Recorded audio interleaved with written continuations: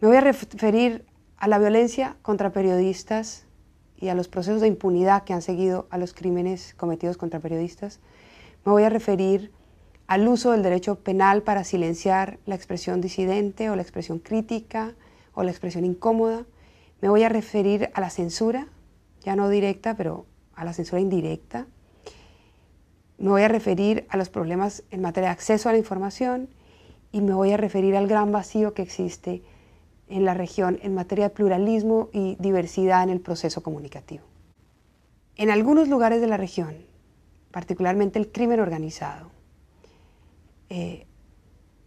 tiene en el foco de mira a la prensa y a los defensores de derechos humanos, a los críticos, digamos, de las situaciones que en general pueden afectar los derechos de la gente. Situaciones que son motivadas por corrupción, por crimen organizado, bueno. ¿Qué necesita el crimen organizado para vivir, para subsistir, para tomarse a las instituciones, para poder infiltrarse, para tener éxito? Clandestinidad. Sin clandestinidad, el crimen organizado no tiene cómo sobrevivir. ¿Y quién es el gran enemigo de la clandestinidad? El periodista, la prensa, el denunciante, el defensor de derechos humanos. Y por eso están en el foco de mira. Entonces, en los países en los cuales vemos un enorme crecimiento del crimen organizado, particularmente el narcotráfico, y en aquellos lugares en donde se ha demostrado, por sentencias judiciales, por ejemplo, que el narcotráfico ha logrado infiltrar algunas autoridades públicas, la prensa está gravemente amenazada. Las estadísticas de homicidios contra periodistas, de secuestros, torturas, desapariciones contra periodistas y contra quienes denuncian ese tipo de situaciones de corrupción, abuso, crimen organizado, son realmente muy altas, sobre todo en algunas regiones. ¿Cuál puede ser un remedio? Una actuación del Estado severa, justicia, investigaciones, juicios, condenas a los responsables. ¿Qué pasa cuando ese remedio no llega? Que el mensaje es el mensaje que conocemos todos del refrán popular, el crimen paga. Entonces, ¿qué es lo que estamos impulsando?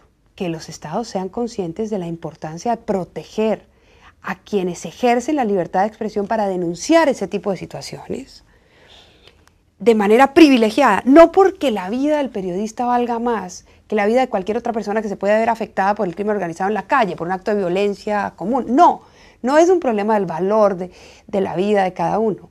El problema es que si no hay libertad de expresión, se crea el caldo de cultivo para que el crimen organizado no desaparezca, no solo no desaparezca, para que penetre todas las instancias del Estado.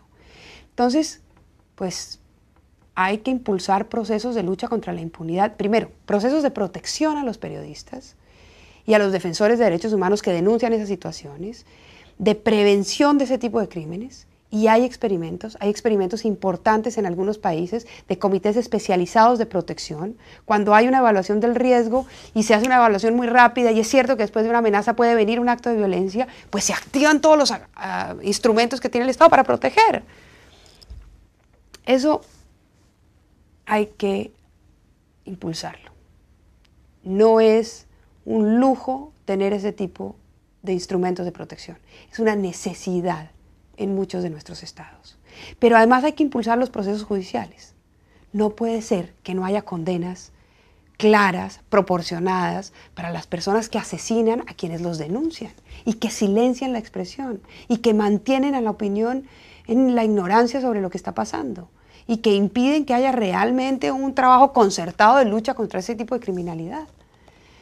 Entonces es muy importante disminuir la impunidad en ese tipo de casos. Y para eso tenemos que trabajar con el Poder Judicial, con la Policía Técnica Judicial, con los poderes legislativos para corregir los marcos jurídicos. Ahí hay un trabajo muy importante por hacer.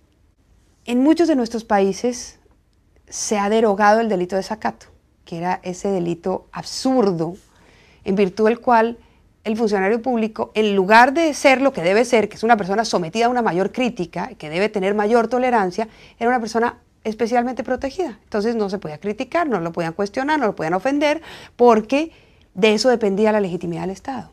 Pues resulta que la legitimidad del Estado depende no de que no hablen del Estado, no de que no critiquen a los funcionarios públicos, sino de que se puedan defender de manera adecuada de las críticas. La legitimidad no depende del silencio, depende de que uno pueda justificar las críticas que los ciudadanos tienen todo el derecho, o las ciudadanas tienen todo el derecho a formularle a quienes cumplen funciones públicas. Entonces ese delito de desacato, felizmente, por esta nueva concepción de un Estado democrático con una ciudadanía militante, se ha ido derogando en la mayoría de los estados. Hay otros en donde lamentablemente todavía subsiste y peor todavía en donde todavía se aplica. Hay que derogar esos delitos del Código Penal, hay que expulsarlos del ordenamiento jurídico. Pero no son los únicos delitos que permiten silenciar la disidencia, la crítica. Hay otros, como la injuria y la calumnia, por ejemplo, cuando son aplicados a periodistas que hacen denuncias contra funcionarios públicos. Es cierto que las denuncias son incómodas, es cierto que las denuncias son molestas, las denuncias perturban, muchas veces son injustas, pero si silenciamos la denuncia, no hay control, y si no hay control hay corrupción. Y si hay corrupción no estamos en un verdadero Estado social y democrático de derecho.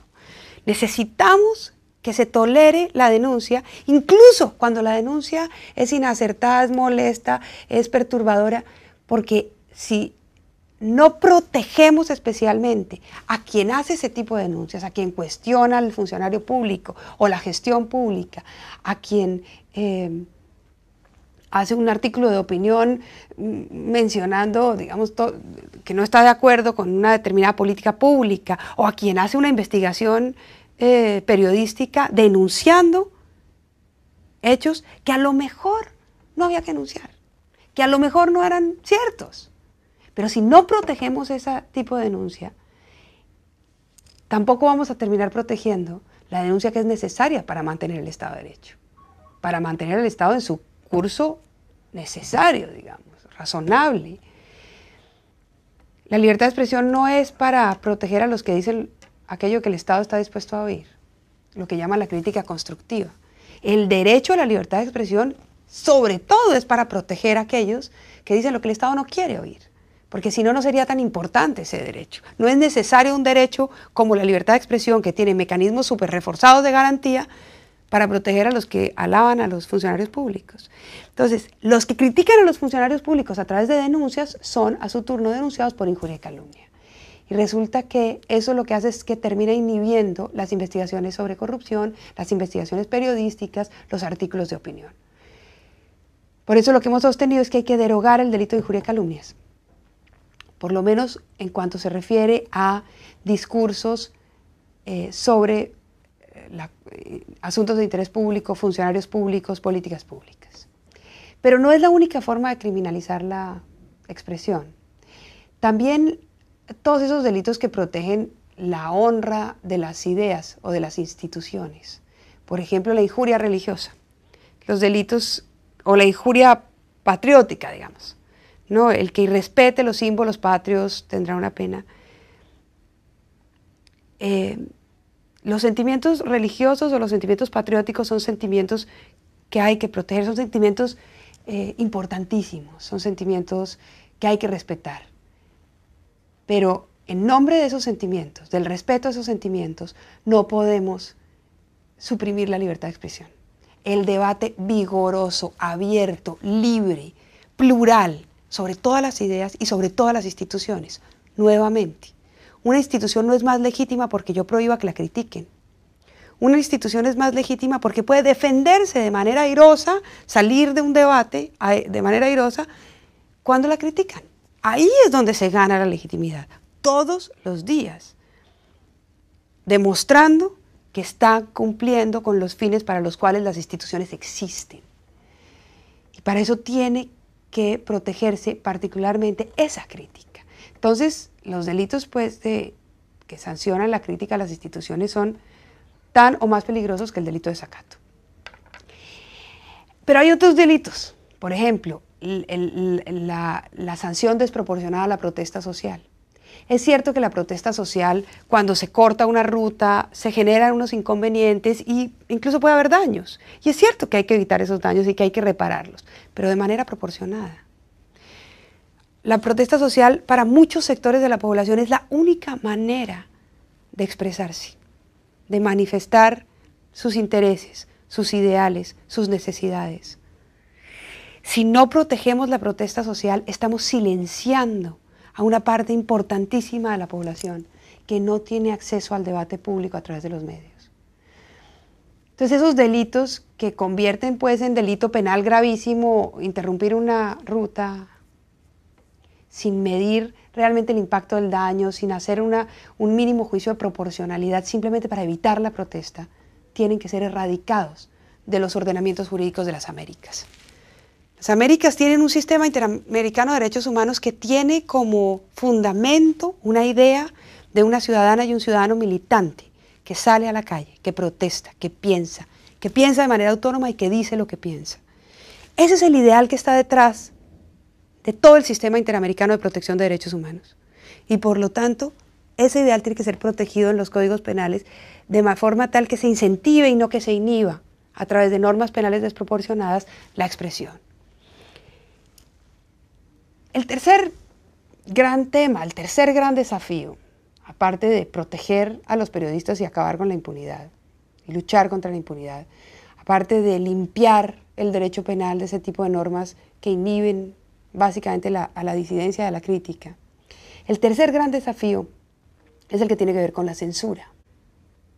En algunos lugares, salvo en Cuba, por ejemplo, o salvo en el golpe de Estado en Honduras, en donde el ejército entró y se tomó unas instalaciones, y todo eso está reportado en los informes de la Comisión Interamericana de Derechos Humanos, unas instalaciones de radio, de emisoras de radio y de un canal de televisión, salvo en esos casos ya no hay la censura previa a través de tomas militares o de órganos censores que revisan lo que la gente quiere ver, oír, ¿no? Que revisan las películas, los libros, antes de que puedan ser publicados. Ya eso, salvo esos ejemplos que acabo de mencionar, no existe. Pero existen formas indirectas de censura.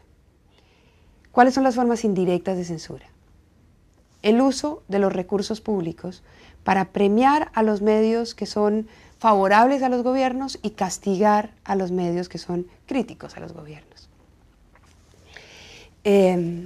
La publicidad oficial es el típico ejemplo de gobiernos que creen que la publicidad puede ser utilizada, gobiernos nacionales o locales sobre todo, que creen que la publicidad puede ser utilizada para fomentar un ambiente favorable premiando a los medios que los aplauden. Tiene que existir una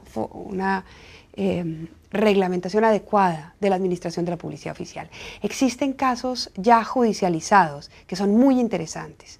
En Argentina, por ejemplo, hay un caso que es bastante interesante, se encuentra lo pueden encontrar en el informe anual de Argentina del año pasado, de la relatoría, en donde un gobernador local, o sea, le quita la publicidad a un medio que ha tenido publicidad de esa localidad durante muchos años, simplemente porque sacó un reportaje crítico.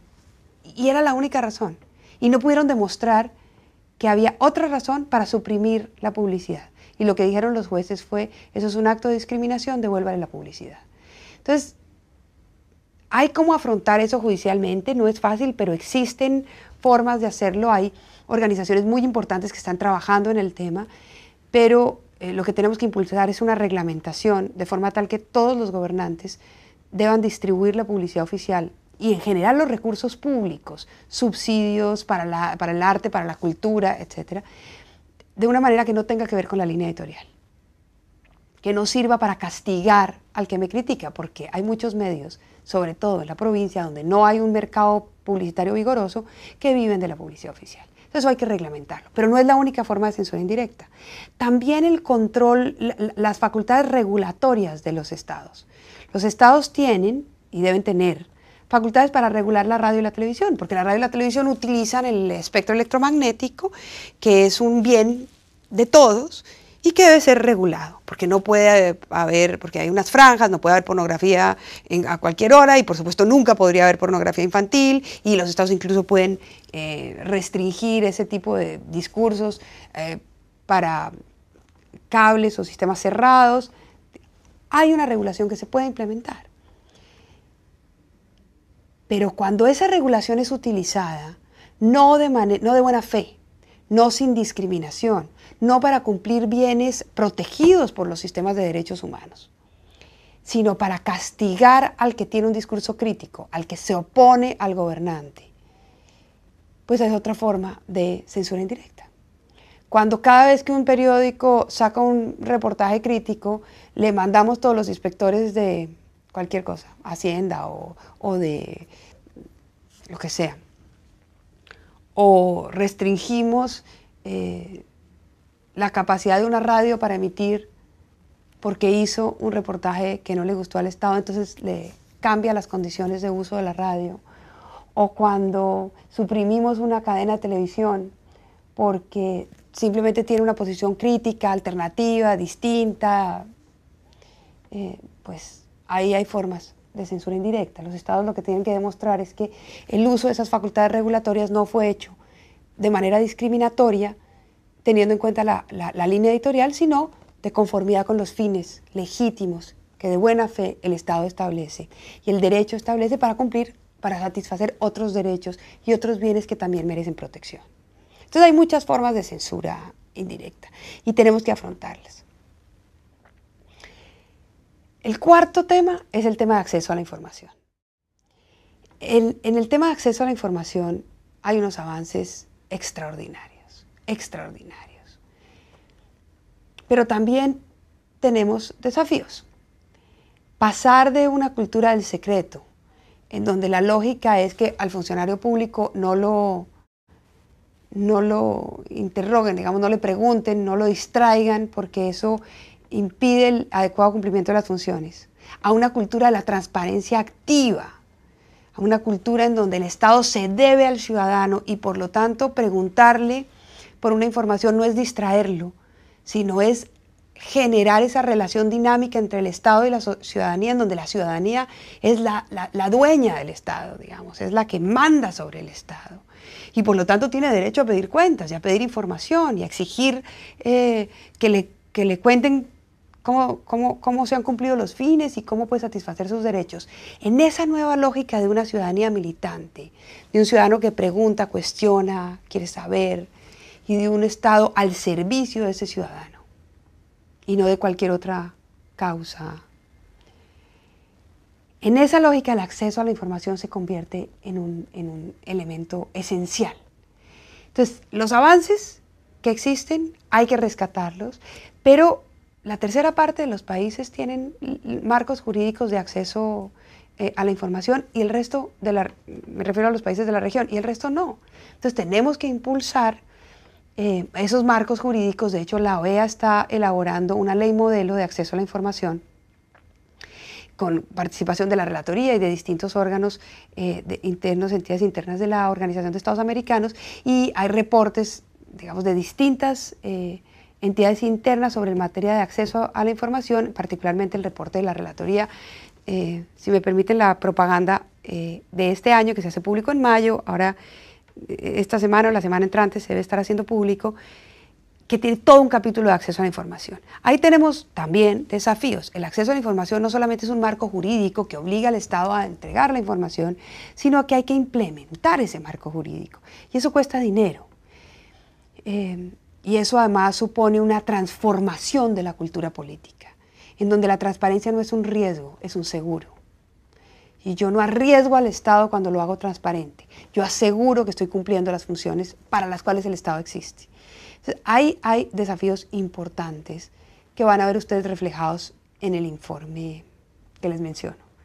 Y el último tema, que no por ser el último es el menos importante, al contrario, es probablemente uno de los temas más importantes en migración en toda la región, es el vacío que existe en materia de pluralismo y diversidad en el proceso comunicativo.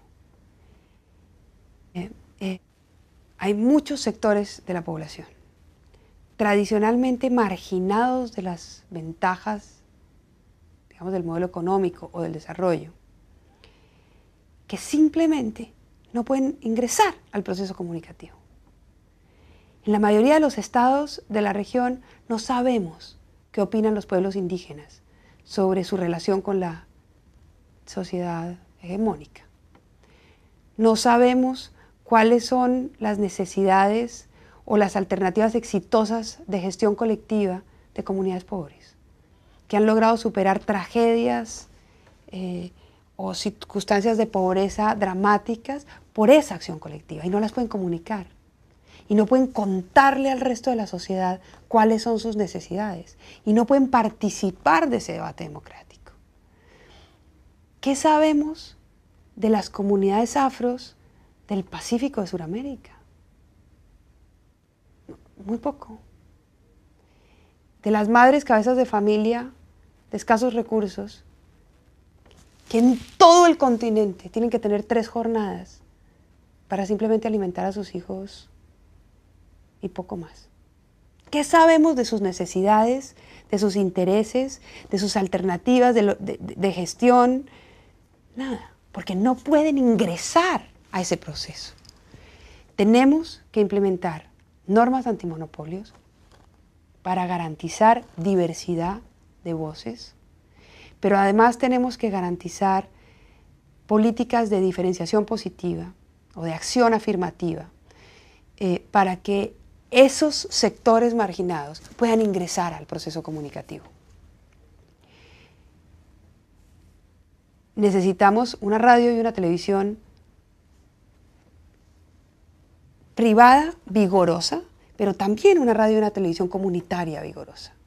Vigorosas y libres de interferencia del poder estatal, de las mayorías políticas eventuales, digamos.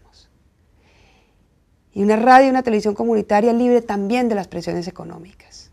Y una radio y una televisión privada libre también de esas presiones. Y necesitamos radios y televisiones públicas que, lejos de constituir monopolios al servicio de los gobiernos de turno, sean el espacio en el cual podemos disfrutar de programación que es muy difícil que sea hecha por la televisión comercial o por la televisión o la radio comunitaria. Una programación cultural, histórica, que requiere recursos y que es muy importante para una adecuada formación cultural de todas nuestras sociedades. Eso, diversidad, más voces y distintas voces. Pluralismo y diversidad. Menos monopolios y más gente. Y distinta gente. Hablando y contando y discutiendo y manifestando las ideas que tienen. De esa manera garantizamos que la libertad de expresión no solo sea un derecho de libertad que pueda ejercerse sin miedo a que uno lo asesinen o a que lo metan a la cárcel o a que le quiten los recursos, sino que además pueda ser ejercido por el mayor número de personas.